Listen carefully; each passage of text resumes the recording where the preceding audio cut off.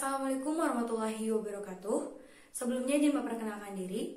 Perkenalkan, nama saya Adila Aura Gustiani dari kelas 12 MIPA 6. Di sini saya dari kelompok 1 akan mempresentasikan mengenai ancaman yaitu hackers. Seperti kasus yang sedang booming pada saat ini mengenai hackers di Indonesia, yaitu pencurian 91 juta data pengguna Tokopedia. Yang mana di sini seorang hackers sudah berhasil mencuri 91 juta data pengguna Tokopedia lalu menjualnya ke dark web seharga 5.000 US dollar atau setara dengan 73,4 juta rupiah. Nah, di sini dalam kasus tersebut yang telah saya sampaikan, dapat kita lihat bahwa kasus hacker itu sangat meresahkan karena seorang hackers melakukan tindakan kejahatan yang tidak terlihat secara langsung, namun menimbulkan banyak kerugian. Hacker di sini pun adalah salah satu pengaruh dari ilmu pengetahuan dan teknologi dalam bidang keamanan. Jadi, semakin meningkat dan berkembangnya ilmu pengetahuan dan teknologi, maka akan semakin maraknya kasus hackers di Indonesia maupun di dunia.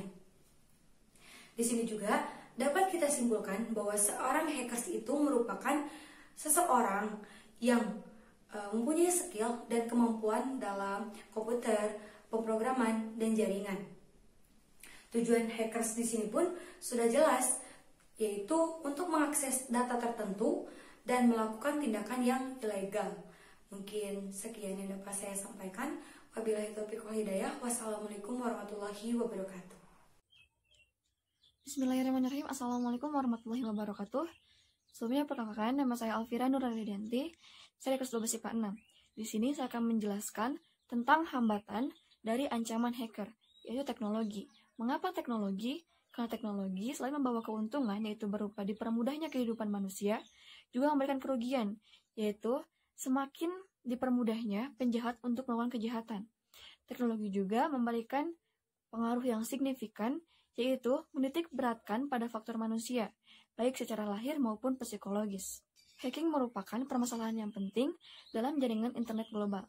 Walaupun di Indonesia, aktivitas hacking belum menjadi sorotan masyarakat, namun pada situs Golkar yang diserang pada tanggal 9 Juli 2006 oleh Ikhlas Syafaat, itu merupakan peringatan yang keras bagi aparat pemerintah.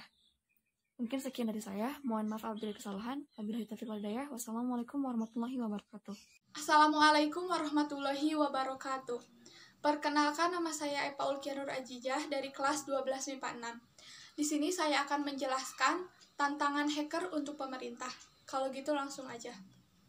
Karena dapat dikategorikan sebagai ancaman di bidang pertahanan dan keamanan yang masuk ke dalam golongan ancaman non-militer.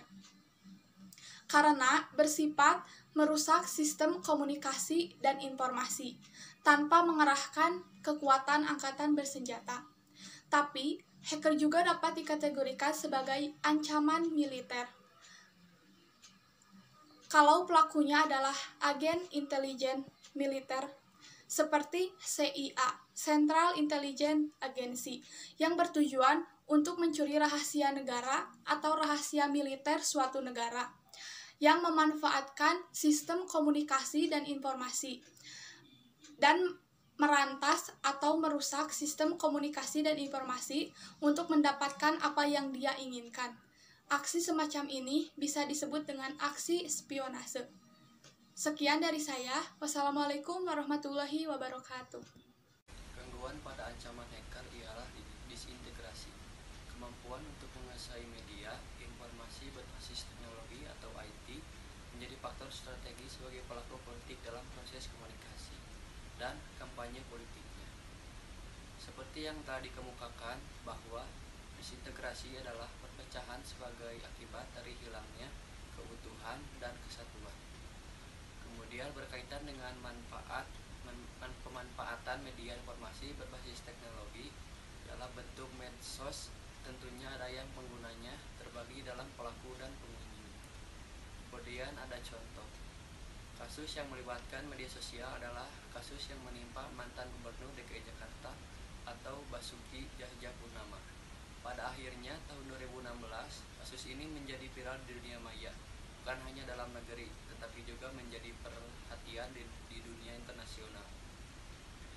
Ketika rekaman pernyataan yang di Kepulauan Seribu dimuat lalu ditambahkan sedikit komentar, maka itu sudah cukup menimbulkan beragam reaksi publik.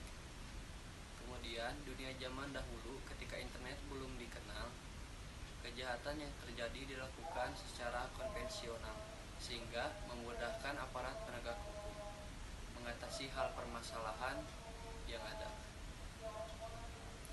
Namun, ketika dunia bersentuhan dengan teknologi informasi berbasis internet, kejahatan yang terjadi bukan hanya di dunia nyata, namun juga merambah ke dunia maya.